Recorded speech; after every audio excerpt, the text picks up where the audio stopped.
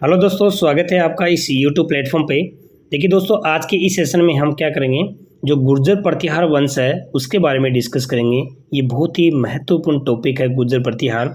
ये आपके जो हर कम्पिटिटिव एग्जाम्स में एक या दो प्रश्न है इससे रिलेटेड निश्चित रूप से आपके एग्जाम में पूछे जाते हैं। तो चलिए स्टार्ट करते हैं। इसमें क्या कह रहा है, सबसे पहले इंट्रोडक्शन बताते हैं इसका। उत्तरी पश्चिमी भारत में गुर्जर प्रतिहार वंश का शासन मुख्यतः 8वीं से 10वीं सदी तक रहा था। ठीक है, यानी कि उत्तर पश्चिमी भारत है उसमें गुर्जर प्रतिहारों का शासन रहा था और वो भी 8वीं से 10वीं सदी के बीच रहा था। इनकी जो प्रारंभिक शक्ति का जो केंद्र था वो मारवाड़ था और उस समय राजपूताना जो क्षेत्र था यह गुर्जरत्रा यानी कि गुर्जर प्रदेश कहलाता था। और गुर्जर क्षेत्र के स्वामी होने के कारण प्रतिहारों को गुर्जर प्रतिहार कहा जाने लगा। ये पॉइंट आप नोट करके रखना। इसी कारण तत्कालीन मंदिर स्थापत्य की प्रमुख कला शैली को गुर्जर प्रतिहार शैली का नाम दिया था। तो ये जो दोनों पॉइंट हैं विशेष करके ये आपको याद रखना कि गुर्जर प्रतिहार शैली का रहने का मुख्य कारण क्या था।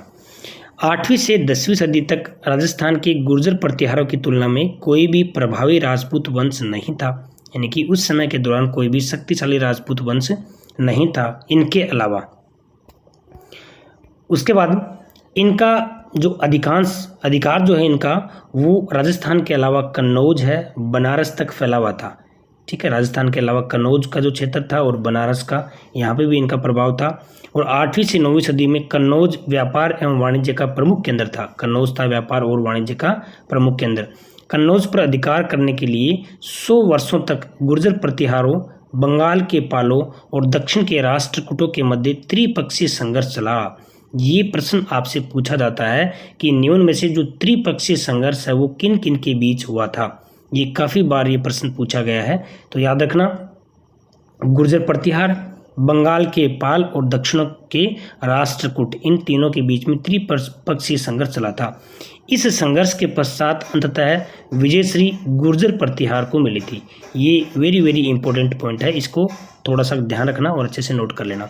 अब देखिए हम बात करेंगे राजस्थान में गुर्जर प्रतिहार की 2 शाखाएं अस्तित्व में थी। एक तो मंडोर शाखा और दूसरी भीनमाल शाखा जो जालोर शाखा के नाम से भी जानी जाती है। ये 2 पॉइंट आपको नोट करके रखने हैं। गुर्जर प्रतिहारों की 2 शाखाएं अस्तित्व में थी। कहाँ पर? राजस्थान में। पहली कौन सी? मंडोर शाखा, दूसरी भीनमाल शाखा। ओके, तो ये दोनों पॉइंट आपको याद रखने हैं। नेक्स्ट देखिए, अब राजस्थान में गुर्जर प्रतिहारों की जो प्रारंभिक राजधानी है वो मंडोर थी। गुर्जर प्रतिहारों की प्रारंभिक राजधानी क्या थी? मंडोर। जोधपुर में प्रश्न आता है कि इनकी प्रारंभिक राजधानी है वो कौन सी थी। और प्रतिहार वंश का जो प्रतिहार शासक था नागभट्ट प्रथम, इसने 8वीं शताब्दी में भीनमाल पर अधिकार कर उसने अपनी राजधानी बनाया था। यानी कि भीनमाल को राजधानी किसने बनाया? नागभट्ट प्रथम आता है। ठीक है, ये प्रश्न ऐसे ही बनेंगे इसमें। उन्होंने उज्जैन को अपने अधिकार में कर लिया और उनकी शक्ति का प्रमुख केंद्र हो गया था। नागभट्ट प्रथम के उत्तराधिकारी कुकुक एवं देवराज थे। ठीक है, ये याद रखना, कुकुक एवं देवराज इसके नागभट्ट प्रथम के उत्तराधिकारी थे। उसके बाद में जो शासक आता है वो आता है वत्सराज। वत्सराज देवराज का पुत्र वत्सराज गुर्जर प्रतिहार वंश का प्रतापी शासक हुआ था। उसने मांडी वंश पराजित किया और बंगाल के धर्मपाल को पराजित किया। वत्सराज रणहस्तीन कहा जाता है। ये प्रश्न ये आता है कि रणहस्तीन किसको कहा जाता है, तो नोट करके रखना क्या आएगा? वत्सराज। समझ आ गया भाई? रणहस्तीन कौन था? वत्सराज था। गुर्जर प्रतिहारों का प्रथम जो प्रतापी शासक था वो कौन था? वत्सराज था। तो ये इसके बारे में जो पॉइंट है वो याद रख लेना। अगला शासक आता है नागभट्ट द्वितीय। वत्सराज का उत्तराधिकारी उसका पुत्र नागभट्ट द्वितीय 815 में गद्दी पर बैठा था। नागभट्ट द्वितीय है वो 815 में बैठा। ये वत्सराज का उत्तराधिकारी उसी का बेटा। उसने 1816 में कन्नौज पर आक्रमण कर चक्रा युद्ध को पराजित किया। चक्रा युद्ध को पराजित किया, ये याद रखना इसका नाम। कन्नौज को प्रतिहार वंश की राजधानी बनाया और 100 वर्षों से चल रहे त्रिपक्षीय संघर्ष को समाप्त किया। त्रिपक्षीय संघर्ष को समाप्त करने वाले शासक नागभट्ट द्वितीय। इन्होंने बंगाल के शासक धर्मपाल को हराकर मुंगेर पर अधिकार किया। उसके समय प्रतिहार उत्तरी भारत का सबसे शक्तिशाली राज्य बन चुका था। नागभट्ट द्वितीय ने अरब आक्रमणों को रखने में महत्वपूर्ण भूमिका निभाई थी। यानी अरबी जो थे जिन्होंने अटैक किया था, तो उसमें नागभट्ट द्वितीय की महत्वपूर्ण भूमिका थी उनको रोकने में। जल समाधि ली गई थी 833 ईस्वी में, गंगा में जल समाधि ली थी। जल समाधि लेने वाले शासक कौन? नागभट्ट द्वितीय। इसके बाद इनके पुत्र रामभद्र 1833 ईस्वी में शासन की बागडोर संभाली थी। रामभद्र ने नागभट्ट के समय प्रतिहार राज्य का विस्तार राजपूताने के एक बड़े क्षेत्र उत्तर प्रदेश के वृत्त क्षेत्र, मध्य भारत, उत्तरी काठियावाड़ और आसपास के क्षेत्रों तक हो गया था। तो ये थोड़ा आपको ध्यान में रखना है। त्रिपक्षीय संघर्ष के बारे में देखो क्या बात बता रहा है ये। त्रिपक्षीय संघर्ष है गुप्त साम्राज्य के पतन के साथ ही उत्तरी भारत के राजनीतिक शक्ति का केंद्र पाटलिपुत्र के स्थान पर कन्नौज हो गया था और 8वीं शताब्दी के मध्य भारत की 3 शक्तिशाली राजवंशों का उदय हुआ, जिसमें दक्षिण में राष्ट्रकूट, पूर्व में पाल और उत्तरी भारत में गुर्जर प्रतिहार कहलाए।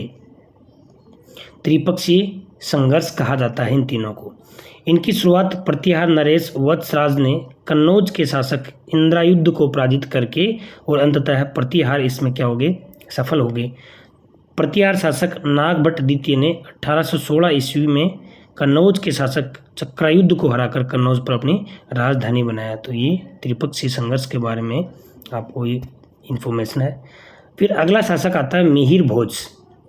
रामभद्र के उत्तराधिकारी मिहिर भोज के समय प्रतिहारों की शक्ति अपने चरमोच्च पर पहुंची थी। किसके समय में? मिहिर भोज।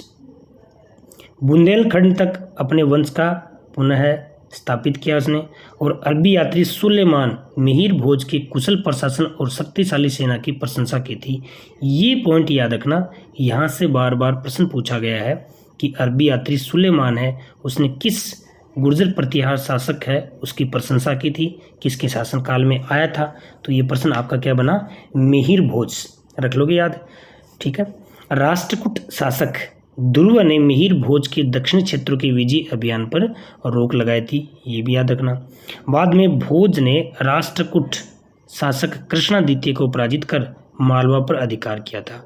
तो इसमें आएगा कि मिहिर भोज ने किसको पराजित करके मालवा पर अधिकार किया। देखिए मिहिर भोज की जो ये उपाधियां हैं ये भी आपको याद रखनी है। कौन कौन सी? देखो आदिवराह है और प्रभास। आदिवराह है और प्रभास, ये दोनों उपाधि याद रखना। ये पूछे जाएंगे कि ये निम्न में से ये उपाधि है वो किसकी है, किस शासक की है। फिर आता है आपका महेंद्रपाल। मिहिर भोज के बाद उनका जो पुत्र महेंद्रपाल है वो प्रथम प्रतिहार वंश का शासक बना था। यह विद्वानों का उदार संरक्षक था और इसके दरबारी साहित्यकार राजशेखर ने कर्पूर मंजरी, काव्य मीमांसा, बाल रामायण, बाल भारत आदि ग्रंथों की रचना की थी। ये वेरी वेरी इंपॉर्टेंट लाइन है।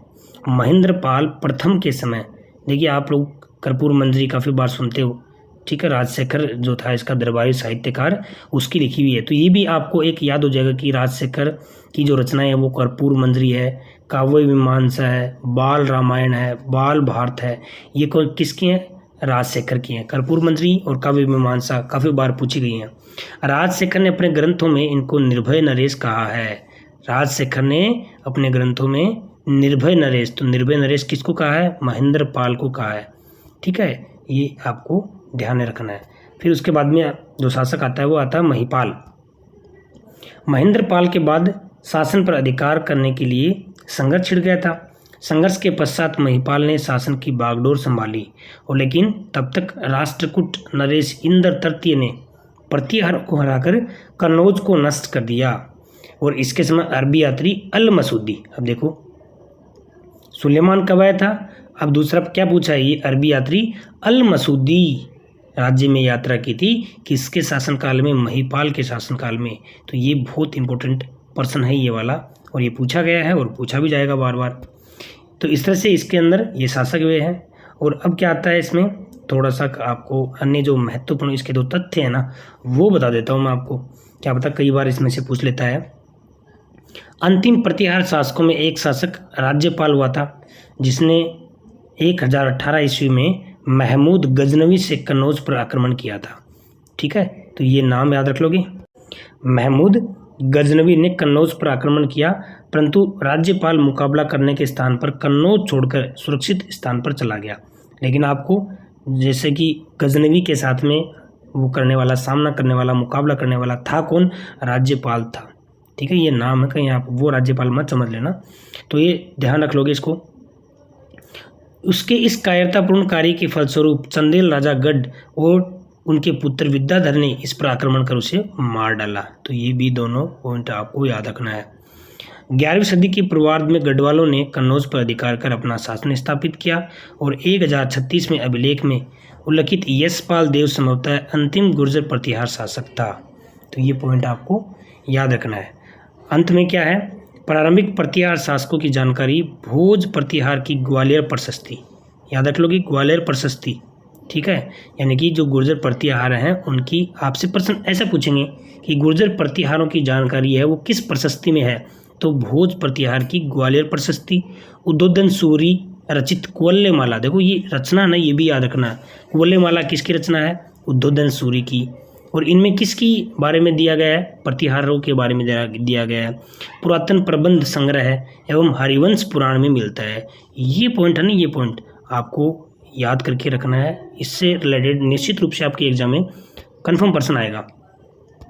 अंतिम लाइन है, प्रतिहारों की मंडोर शाखा के एक शासक ने मेड़ता को अपनी राजधानी बनाया था। तो मेड़ता को भी प्रतिहारों ने क्या बनाया था? यहाँ पे अपनी राजधानी बनाया था। तो इस तरह से ये वो जो चीज़ें हैं इसके बारे में आपको क्या है पता चलता है कि गुर्जर प्रतिहार के जो वंश और उनके बारे में जानकारी है। Thanks for watching it.